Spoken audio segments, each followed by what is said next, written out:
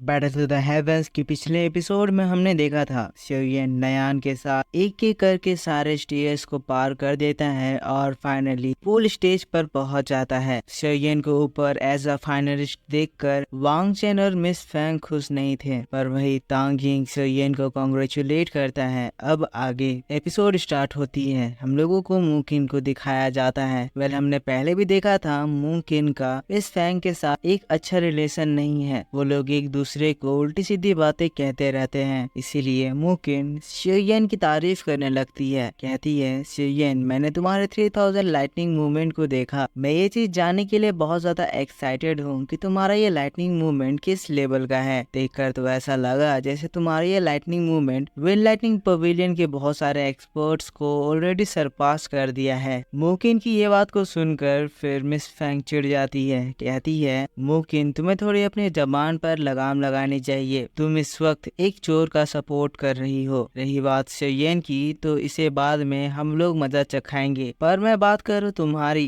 तो 4 साल पहले के कंपटीशन में तुम्हारी हालत तो तुम्हें पता ही होगी। मैं देखने के लिए बेताब हूँ कि अभी बस तुम्हारी मुंह ही ज्यादा चलने लगी है या फिर तुम थोड़ा बहुत इम्प्रूव भी करी हो। मुकिन भी मिस फैंग को उल्टा जवाब देती है। कहती है, मेरी जबान तो तुमने चलती हुई देख ली, अब मेरे लात जूते चलते हुए तुम्हें कंपटीशन में देखना बाकी है। पिछले बार तो तुम लक की वजह से बच गई, पर मुझे नहीं लगता इस बार तुम्हारा लक मुझसे तुम्हें बचा पाएगा। शोयन इन दोनों लेडीज की इन लड़ाई को देखकर फिर अपने मन में कहने लगता है, इन दोनों को देखकर ऐसा लग रहा है जैसे ये दोनों एक दूसरे का खून पी जाएंगी। जिसके बाद वो मुकिन से कहता है, मिस्किन अगर आप बुरा ना माने तो क्या मैं आपसे अकेले में बात कर सकता हूँ। मुकिन अपनी अदा दिखाते हुए दूर हट जाती है और शोयन को अपने पास बुलाती है। शोयन उसके पास आता है तो पूछती है, बोलो तुम मुझसे क्या बात करना चाहते थे। शोयन फिर मिस्किन से कहता है, मिस्किन मैंने सुना है मास्टर फेंग जुनजी आपके टीचर हैं, क्या ये बात सच है। तो मुकिन कहती है, ये बात तो ऑलरेडी बहुत सारे लोगों को पता है, क्या तुम मुझे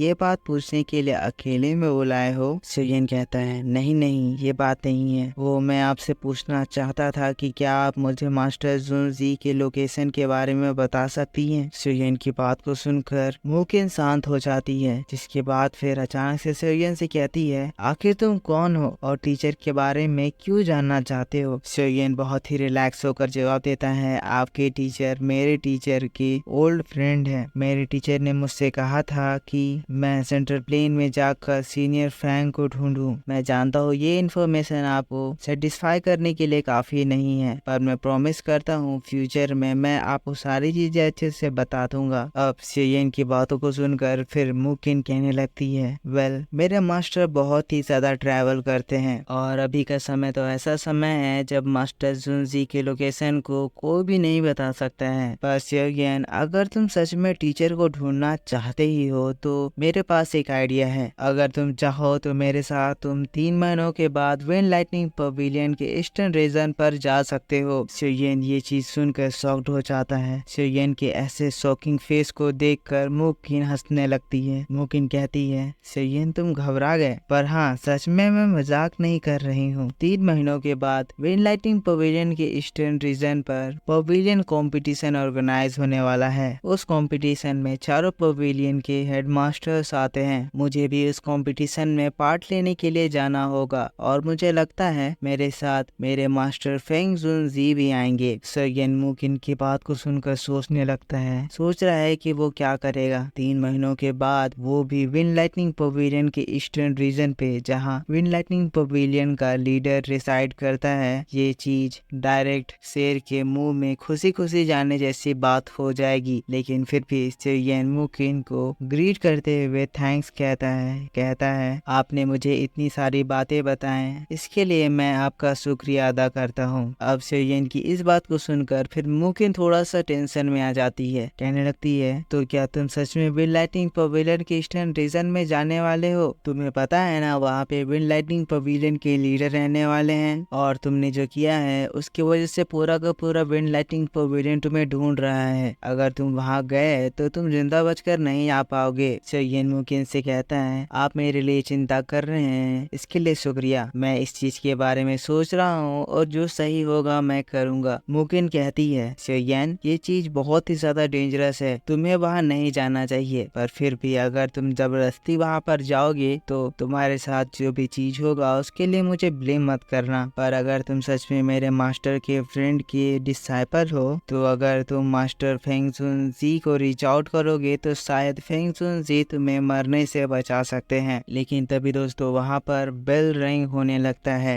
बेल का यू रिंग होना इस बात का संकेत है कि कंपटीशन का टाइम ओवर हो गया है और इसके बाद इन लोगों को अपने नेक्स्ट पड़ाव पर आगे बढ़ना है। मुकिन जिसके बाद शोयेन को अलविदा कहकर वहाँ से चली जाती है। शोयेन भी उनकी ओर जा ही रहा था, लेकिन तभी पीछे से एक आवाज आता है जो कि उसका नाम पुकारता है। शोयेन पीछे मुड़कर देखता है तो ये मॉस ट्राइब का जिंगू था। जिंगू शोयेन से कहता है, शोयेन अब ये टेस्ट ओवर हो गया है, तुम्हें वहाँ नहीं तुम्हें मेरे साथ आना चाहिए। जिसके बाद शोयेन भी जिंगू के पीछे जाता है और फिर सीन शिफ्ट होकर हम लोगों को एल्डर जिनसी को दिखाया जाता है। जिनसी अकेले एक वॉच टावर पे खड़े हुए हैं, सामने देख रहे हैं। सामने कुछ डायमंड्स हवा में फ्लोट कर रहे हैं। ये दोस्तों वही जगह है जहाँ पर इन लोगों का नेक्स्ट कंपटीशन होने वाला है। थोड़ी देर के बाद हम देखते हैं शोयेन जिंगू के साथ वहाँ पर लैंड करता है। आते ही सबसे पहले वो जिनसी को ग्रीट करता है, लेकिन फिर जिंगू शोयेन से कहता है, शोयेन तुम्हें पता है तुम्हें यहाँ पर क्यों बुलाया गया है? शोयेन कहता है, मुझे लगता है आप मुझे मास्टर जिनसी की बॉडी में हुए इंजरीज को ठीक करने के लिए बुलाए होंगे। अब दोस्तों ये इंजरीज कोई मामूली इंजरीज नहीं थे, ये एक अनक्यूरेबल डिजीज से हुए इंजरीज थे। जिंगू शोयेन की बात को सुनकर खुश हो जाता है। जिनसी से कहता है, देखा मैंने कहा था ना, शोयेन कोई मामूली अल्केमिस्ट नहीं है। जिनसी शोयेन से कहते हैं, तो सच में तुम बस मुझे देखकर मेरे अंदर में हुए डैमेज के बारे में बता सकते हो? शोयेन हाँ में जवाब देता है। जिनसी एक्साइटेड होकर पूछते हैं, तो क्या इसका क्योर किया जा सकता है? शोयेन जिनसी को बैठने को कहता है, वो जिनसी का चेकअप करेगा। शोयेन जिनसी को चेक करता है और फिर बहुत ही परेशान होकर उठ जाता है। यहाँ शोयेन को परेशान देखकर ये लोग परेशान हो जाते हैं। शोयेन जिसके बाद घूमने लगता है, बहुत ही गहरी सोच में डूब जाता है। जिसके बाद बोलना स्टार्ट करता है, आपके बॉडी के अंदर में फायर पॉइजन बोन मैरो में एंटर कर गई है। ये फायर पॉइजन बहुत ही ज्यादा सीरियस है, इतनी ज्यादा खतरनाक जिसको मैंने अपने लाइफ टाइम में पहली बार देखा है। इस फायर पॉइजन को आपके बॉडी से बाहर निकालना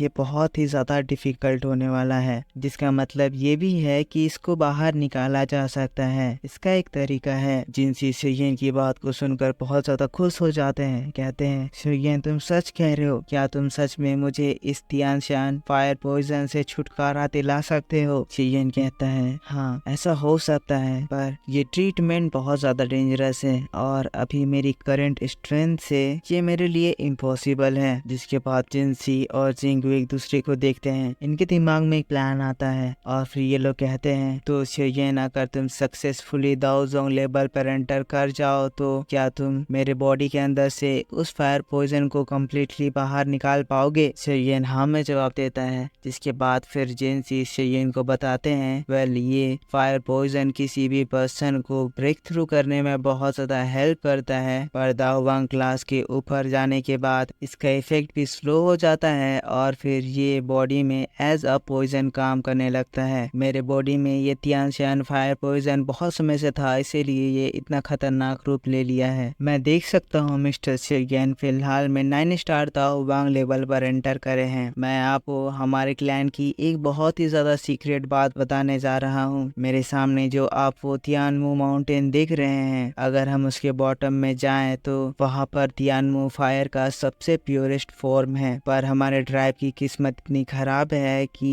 उस फायर तक पहुँचने का एंट्रेंस बंद हो गया है। मैं उस जगह पर बैठकर कल्टीवेशन करा था, जिसकी वजह से मैं दाओजोंग के 7 स्टार पर पहुँच गया। मुझे लगता है अगर मिस्टर शोयेन वहाँ पर जाकर कल्टीवेट करे तो श्योरली ही वो दाओजोंग लेवल पर ब्रेक थ्रू करेंगे और फिर उससे भी ऊपर लेवल पर पहुंच जाएंगे। शोयेन कहता है, पर वहाँ का पॉइजन जो मेरे बॉडी को अफेक्ट करेगा? तब फिर जिनसी बताते हैं, मैं देख सकता हूँ आपके बॉडी के अंदर में एक स्ट्रेंज फ्लेम है। वो स्ट्रेंज फ्लेम के सामने वहाँ की छोटी मोटी फायर आपका कुछ भी नहीं बिगाड़ सकती है, पर फिर भी सिक्योरिटी के तौर पर मैं आपको ये ट्रेजर देता हूँ। ये चीज आपको वहाँ पर एंटर करने में मदद करेगी और आपको वहाँ के पॉइजन से भी प्रोटेक्ट करेगी। तो शेरियन, अभी मैंने आपसे हमारे क्लैन का एक बहुत ही सीक्रेट चीज शेयर करा है, क्या आपको ये डील मंजूर है? शेरियन कहता है, जिनसी मुझे आपका डील मंजूर है और मैं दाओजोंग पर ब्रेक थ्रू करके आपके पॉइजन को आपके शरीर से बाहर निकाल दूंगा। और दोस्तों बस इसी बात के साथ बैटल ऑफ द हेवेंस का ये वीडियो इस जगह पर खत्म हो जाता है। तो दोस्तों आप मेरे को बताओ कि आपको ये एक्सप्लेनेशन कैसा लगा। अगर वीडियो पसंद आया है तो जरूर से इसको एक लाइक कर देना।